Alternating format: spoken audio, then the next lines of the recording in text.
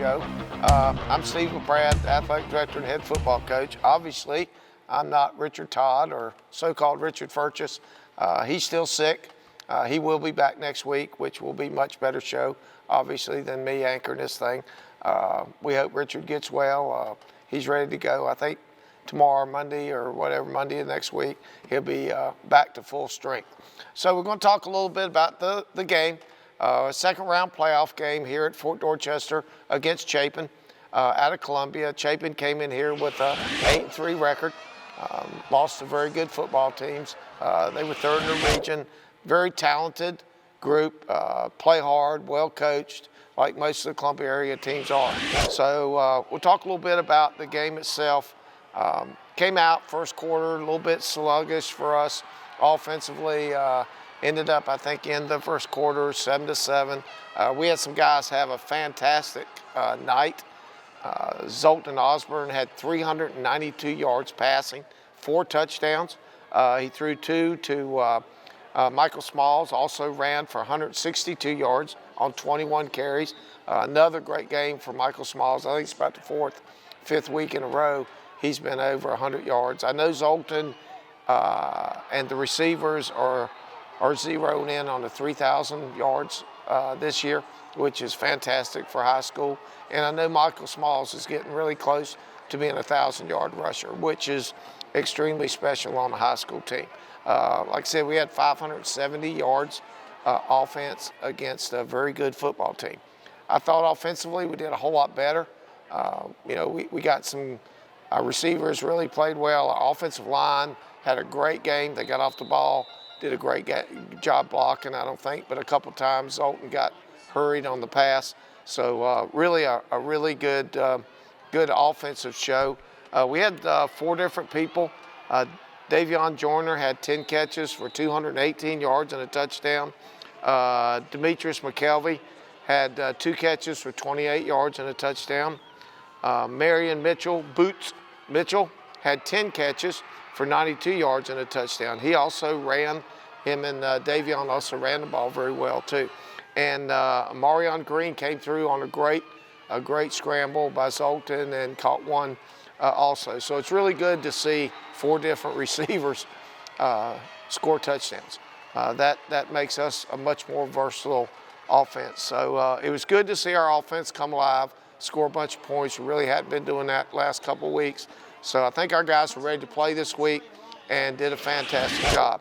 Defensively, again, we had another great night on defense. I know we ended up giving up 3 touchdowns. One of the touchdowns was very, very late in the game. We were getting some guys in the ball game, and they have a great receiver, number 8. I think he's an App State commit, scored right there at the end of the ball game. They got us once on a little trick play on a punt, and really only as far as driving the ball down and scoring on a defense, we really only gave up 1. I know Jaden Porter, our Mike linebacker, number 34, had a great game. He had 8 tackles, 1 tackle for loss, and 1 sack. I think we had 1 turnover. I believe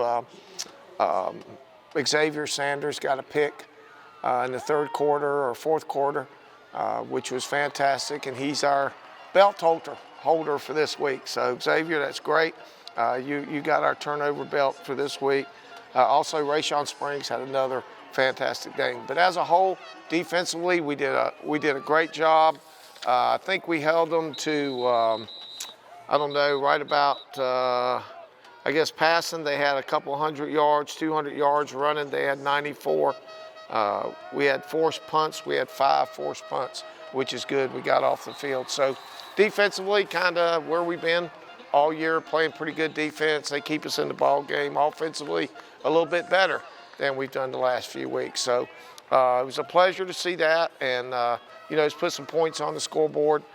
Next week, we have Lexington High School out of Columbia. They also beat Chapin during the year. I think it went in overtime, so we're expecting a tough game. Got a little connection there. The head coach, Perry Woolbright, was offensive coordinator here some of my first years here at Fort Dorchester. So I've known him and his family for years. He's a very good coach, has a very good program. They're going to come in here, and it's going to be a going to be a ball game. I can assure you Lexington will come in here and play very, very well. I think they've won 11, 12 games this year already. So. I did it to myself. I did it to myself. Let's go out there and make his butt proud of us tonight. I'm going to do my best coaching. You do your best playing, and by God, we'll all be dancing when this thing's over. Let's go. Break it down.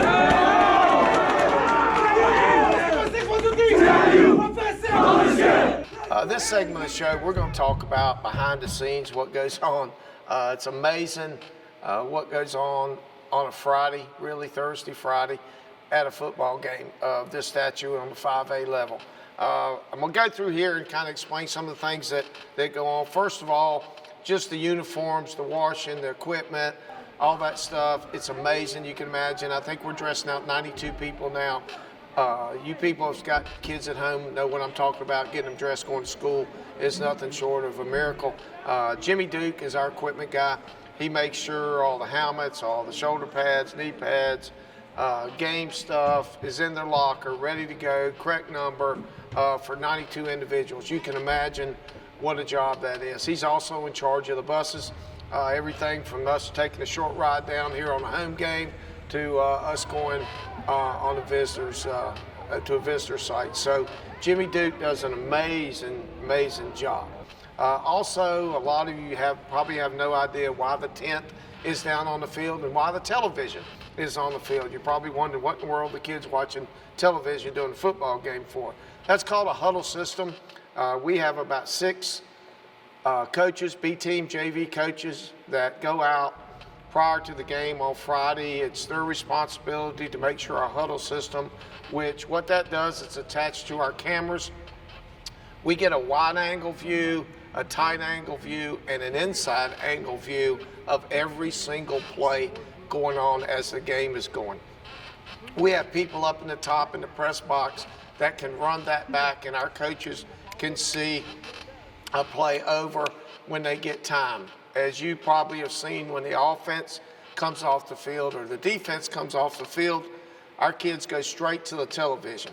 That's because the guy upstairs, our offense or defense coordinator, is explaining the mistakes, the changes, the adjustments that we're going to make, because they've got it all up there, and they have the ability to wind that thing back at any time and show every play that they think our kids need to see where we're going to make some adjustments. There's about 6 or 8 coaches go into that, setting that up. The cameras have to be ready. Also our headsets. We've got 16 guys on headsets on a Friday night, calling plays, making sure we got the right personnel.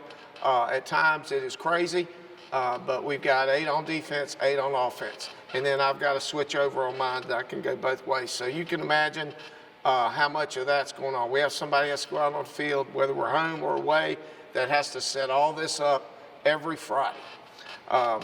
Also, at the game, of course, we've got the ticket takers. We usually have 6 or 8 here at the home games. They're responsible. You guys know you can do online sales, which they have to check. And of course, you can also buy tickets there at the gate. On our clock, we have 2 clock operators. You probably think, somebody's just up there keeping time. We got one person keeps time all the time. We got one person keeps the 25 and 40-second clock, which is at the end of the fields. We also have somebody that's doing downs, distance, what the score is, how many yards to go for a first down. There's a whole lot goes up there just on that scoreboard. It's amazing.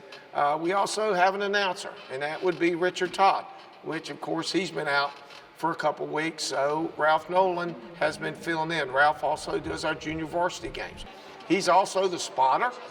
He's also the music guy. So all the music you hear on a Friday night, somebody's responsible for that.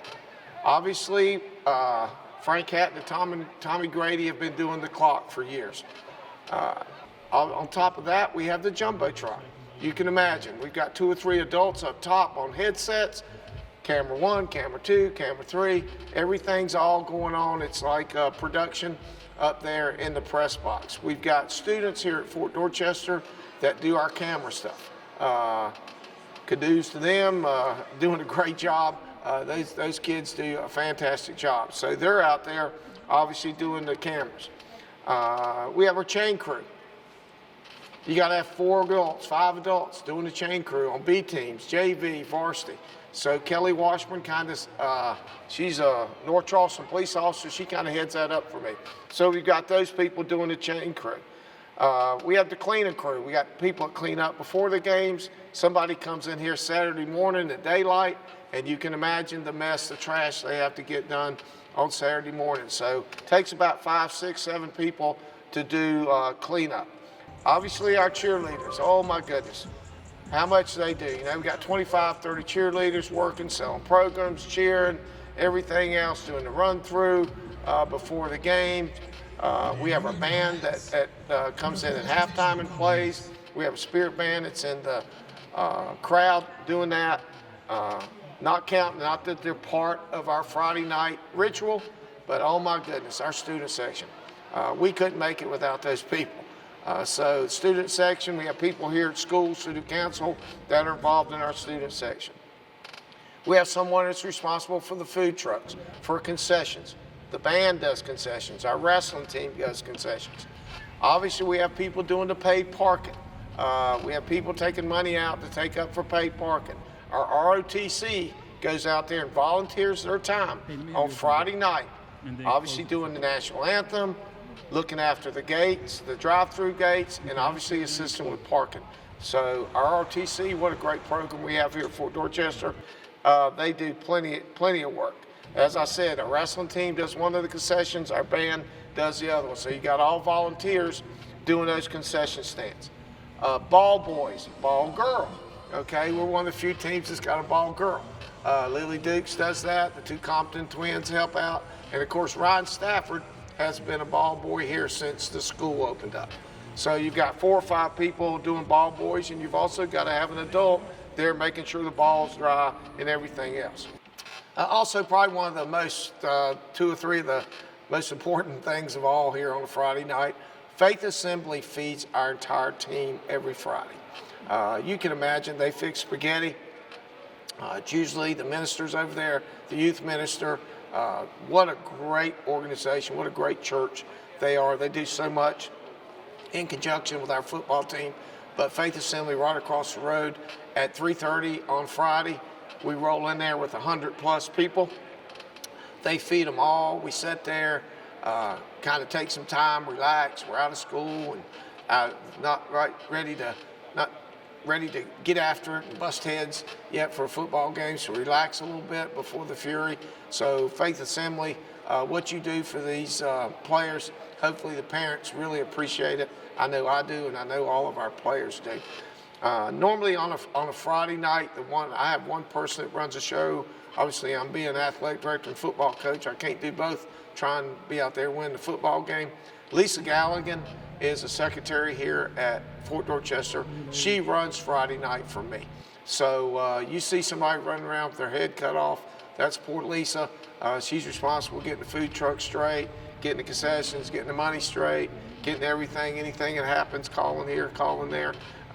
She's in conjunction with our administration, who does an outstanding job. I'm sure every Friday night you'll see all our admin team out there from the high school. It's just a whole effort of what goes on. And how in the world could we possibly do without our booster club? Of course, Jerry Osborne and Thea Osborne.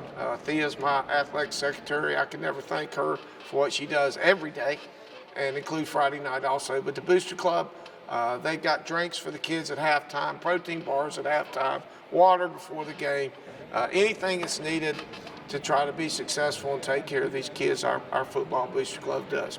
Security, 10, 12 security officers minimum. Make sure everything's safe when you come to a football game, from when you park, you arrive, to when you leave.